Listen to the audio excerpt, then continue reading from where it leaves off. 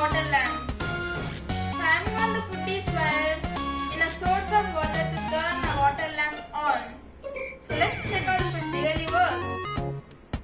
And as you can see, the lamp has turned on.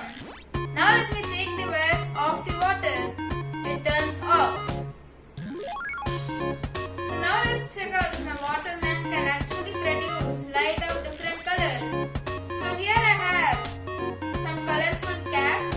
So let me place each one on top of the water lamp to check out the different colors. So now once again let me put the wires in water. Get the pink color light. But when I take them off, it turns off. So this is my orange colored lamp. So when I place these wires, as you can see, orange colored light is being produced. But when I take it off, it turns off. Now let's see some green colored light.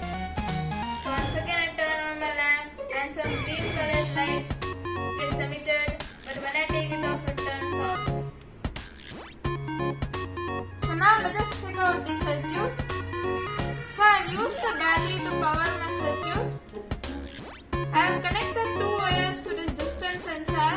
So when these wires come in contact with water, the distance sensor triggers the lamp to glow.